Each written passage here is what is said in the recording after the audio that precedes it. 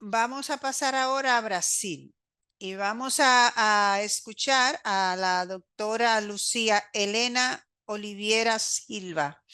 Vamos a leer una brevísima presentación. La doctora es doctora en Historia y máster en Historia de la Educación por la Universidad Estatal de Campinas.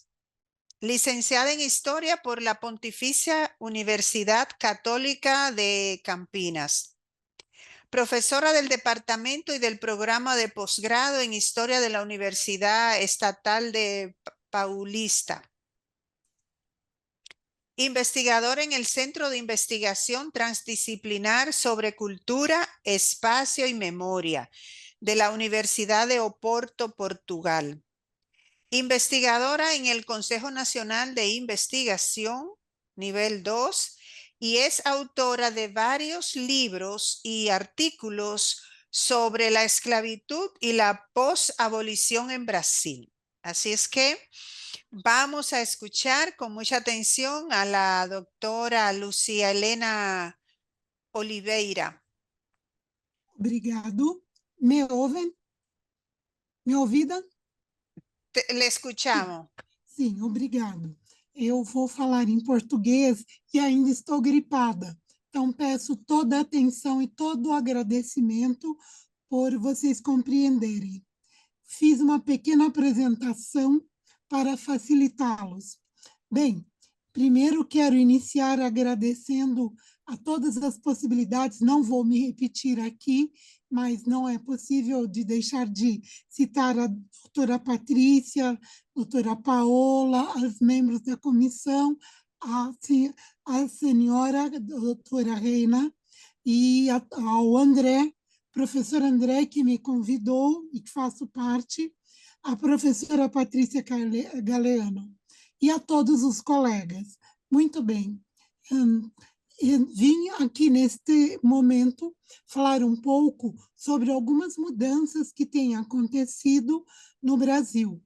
Como todos sabem, o Brasil tem dimensões continentais e há um esforço muito grande de unificar um currículo que sirva para todos e que tenha igualmente o peso de todas as províncias. Então, atualmente, nós estamos finalizando um projeto de base comum educativa chamado BNCC, o Base Nacional Comum Curricular.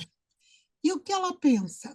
Ela pensa principalmente em abarcar a história mais ampla, que traga outros grupos, além dos grupos que oficialmente criaram o país. Então, é importante pensar que a nossa história sempre foi muito eurocêntrica. E desde nossa Constituição, em 1988, buscamos trazer uma educação mais ampla, mais inclusiva para todos. Então, reconhecemos que a história, e todos os demais colegas falaram muito bem, das tentativas de mudança e de como a historiografia tem alterado um pouco isso. E isso se refletia nos livros. Então, a universidade tem tentado mudar e trazer leituras e outras questões. E aqui trago uma pequena imagem de uma garota indígena, que não seria possível em outro momento, porque a ideia era de que todos éramos um, então não poderíamos trazer essas características. E isso é uma questão muito importante. É também importante lembrar que o Brasil foi o último país a libertar os escravizados, tanto indígenas como os afro-brasileiros. E essas pessoas não viam suas histórias reconhecidas nos livros didáticos, sendo ou como mão de obra ou desaparecidas das histórias. E aí, nesse sentido, esse interesse e esta Constituição, ela procurou trazer outros grupos. E aí a gente tem buscado fazer um trabalho de trazer esses grupos para a universidade. Então, e esses grupos, os indígenas e os afro-brasileiros, desejam ter suas histórias colocadas.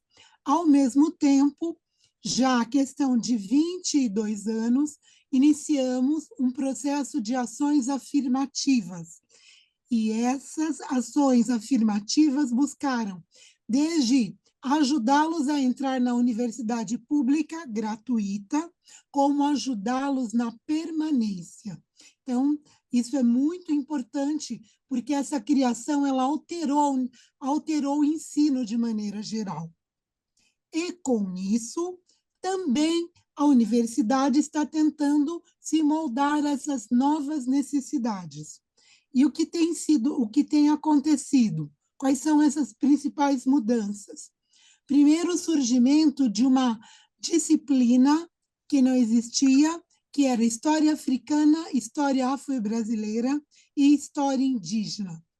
Embora somos um país que tem origem na formação indígena, essa história não existia. E no Brasil, a aceitação da ideia de 3 raças, colocadas entre aspas, e a aceitação da desigualdade social e étnico-social foi aceita por todas as políticas públicas governamentais por décadas. E o que tem mudado, então? O acesso de estudantes de classes baixas e a formação média trouxe essas pessoas mais empobrecidas para as universidades. Também o uso de novos idiomas e o interesse pela história regional e local. Um questionamento da história que tem se chocado com os interesses de políticas que não acham que história é importante ou obrigatória. Então, procuramos, nesses momentos, as universidades estão criando formas de criar pontes, primeiro, para que os estudantes entrem na universidade. Segundo, que permaneçam, porque é necessário apoio para comer, apoio para ter acesso aos livros. Todos são encaminhados. E eu faço parte de um grupo chamado NUP, Núcleo de Investigação e Extensão da Universidade Estadual Negra, que discute essas questões. Ao mesmo tempo, também esses reflexos têm surgido na escola fundamental e na escola básica. Também temos tido dificuldades para poder conseguir trabalhar com as novas tecnologias e o estudo. Então, há um grande caminho a percorrer. E o que desejamos? Desejamos, então, uma história que seja mais inclusiva, mas desejamos discutir essa história. Segundo, percebemos que as classes médias foram para cursos de profissionais liberais. Hoje em dia, a formação de professores está muito ligada a esses grupos que nós chamamos de grupos que eram pouco incluídos. E aí, passado 23 anos, pensando nos aspectos que os colegas colocaram também, e que são também reflexo no Brasil, vemos um desinteresse da história, um desinteresse pelas ciências humanas e percebemos neste processo da BNCC uma luta para que a história permaneça, mas que ela tem diminuído a sua carga. Então, isso tem sido uma questão importante, porque se valoriza muito a formação nas ciências duras, nas ciências básicas. Segundo, uma necessidade de complementar os estudos dos estudantes que vêm com formação ruim. E nós não podemos jogá-los fora. Eles têm, e cabe a nós criar tecnologias, linguagens, materiais. E percebemos, principalmente, que no início houve muito interesse, muitos cursos, muita luta. E agora isso tem diminuído. Então, é necessário pensar e repensar a presença da pluralidade étnica, o reconhecimento das desigualdades, que inclusive eram colocadas no Brasil. A Universidade de São Paulo surgiu em 1934, considerada um centro de excelência, teve por 4 anos o curso em francês, um curso diurno. E isso dá um pouco a dimensão de quem podia estudar e de quem ia à universidade. Então, hoje, o que nós queremos e que desejamos, após 23 anos, é que não houve exaustão, mas a necessidade de repensarmos os novos grupos, a nova perspectiva e o perfil desse novo professor e desse novo aluno. Eles vêm com perguntas sobre eles próprios, de onde vieram, quem são, por que eles colocam. E os professores também estão tendo que repensar essa leitura eurocêntrica, que volta-se muito para uma história ainda colocada no velho continente e que não traz para isso. Então, o que nós desejamos hoje é dizer que essa política é uma política importante, por suposto, com certeza, mas que é necessário a gente repensar que quando a gente cria uma política de educação voltada para um país, ela não pode estar colocada uma vez por outra, mas ela tem que ser uma política estatal, para que possamos, de fato, lembrarmos e colocarmos aquilo que a Constituição, a lei máxima do nosso país, trate mesmo todos como cidadãos. Era isso. Obrigado a todos.